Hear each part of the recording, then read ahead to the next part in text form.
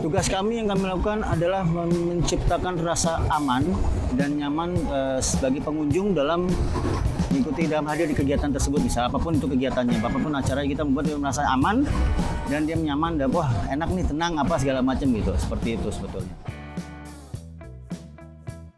Pameran Otomotif Tahunan Indonesia International Motor Show atau IMS 2025 resmi ditutup pada Sabtu 22 dan berakhir pada 23 Februari 2025 kemarin.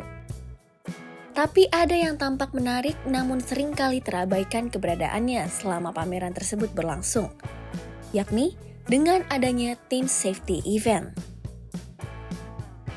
Mungkin bagi sebagian orang sangat asing dengan profesi tersebut.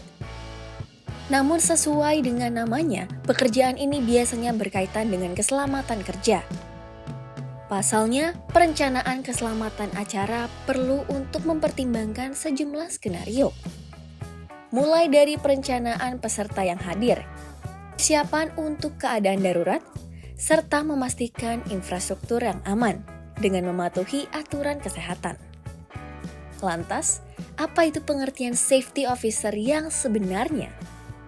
Kalau untuk dari segi pengamanannya, kami lebih mengamankan, perhatian kami lebih ditujukan untuk instalasinya, Mas. Karena kan ini menyangkut banyak instalasi kelistrikan ya, terutama. Nah itu kami harus perhatikan lebih, karena memang di dalam itu sumber bahayanya cukup banyak. Dan contohnya dari listrik, dan memang materialnya juga kan banyak. Contoh karpet itu kan juga sumber bahaya jika memang ada korsleting. Nah itu karpet itu bisa menimbulkan kebakaran juga, seperti itu sih. Jadi fokus kami adalah di instalasi dan ketinggiannya. Alhamdulillah semua petugas kami itu memiliki sertifikasi, ada 2, yang dasar adalah ahli K3 umum dari Kemenaker dan ahli K3 umum dari BNSP, Badan Nasional Sertifikasi Profesi. Selain itu ada tambahannya juga kalau ada juga yang memiliki sertifikat bekerja di ketinggian, karena kadang-kadang kan kayak ya ini aja udah lebih dari 2 meter itu udah ada aturannya sendiri, itu harus pengawasnya, pengawasnya juga harus lebih paham dengan tekniknya seperti itu. Jadi ya sertifikasinya banyak sih sebetulnya.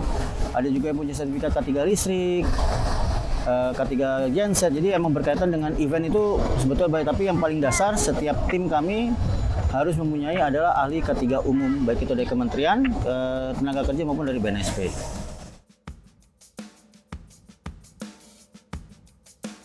Tim redaksi otomotif Kompas.com pun mencoba mengenal cara kerja orang-orang yang setiap harinya ini berputar-putar di area lantai pameran, baik di area indoor maupun outdoor.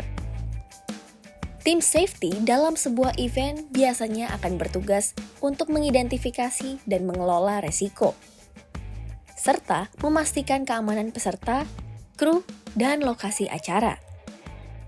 Gini, dari kini kalau dibilang event kali ini bedanya sama event-event yang lain apa? Ya satu, ini eventnya kan panjang. Betul. Gitu. Jadi tiap hari pasti akan ada perbaikan booth atau apa, nah itu harus kita perhatikan gitu kan. Jadi jangan begitu udah berdiri, sudahlah selesai, enggak, tapi kita terus sampai acara selesai gitu kan, baik dari sisi booth-nya gitu kan, terus tadi seperti tadi kenyamanan peserta pengunjung gitu kan, karena ada beberapa misalnya kayak kalau Mas tadi udah ngeliat jembatan yang Skybridge yang itu pada saatnya kan tuh ada sumber bahaya tuh kayak besi, nah itu kita kasih tahu bahwa ini bahaya apa sebagai macam, jadi dia tahu kayak gitu-gitu, jadi membuat mereka aware dan nyaman untuk dalam beraktivitas di kegiatan ini, apapun kegiatannya seperti itu. Biasanya pihak safety adalah orang-orang yang independen. Dalam hal ini, mereka bukanlah tim yang tergabung dalam security. Mengingat keduanya ini merupakan 2 ranah yang berbeda. Meski demikian, keberadaan mereka tetap memiliki jalinan kerjasama. Apalagi kehadiran petugas pengamanan dan petugas keselamatan di tempat pameran otomotif sangat penting untuk meminimalkan risiko kecelakaan selama pelaksanaan kegiatan. Mengingat banyak kejadian kasus kecelakaan yang terjadi selama pameran kendaraan berlangsung. Seperti kejadian yang pernah viral di mana kendaraan yang tengah dipamerkan di dalam mall. Paling kita tindakannya persuasif sih untuk ATPM. Jadi lebih setiap ATPM yang memang dia punya display yang menyala itu sebisa mungkin pengawasannya lebih, terutama kan karena di sini pengunjung juga banyak yang membawa anak-anaknya. Anak-anak takutnya mereka jahil atau iseng nggak sengaja mobilnya jadi melaju. Nah itu kami juga sudah persuasif. Sebelum penyelenggaraan acara ini dimulai pun kami juga melakukan inspeksi kebetulan setiap booth dan mengecek apakah memang booth itu sudah sesuai dengan standar keamanan atau belum, seperti itu. Nah, setiap booth itu juga kami tempel dengan safety approve seperti itu. Untuk test drive ini juga dari pihak organizer juga sudah buat ada rules gitu kan, ada aturan harus setiap test driver ini harus mengikuti gitu kan.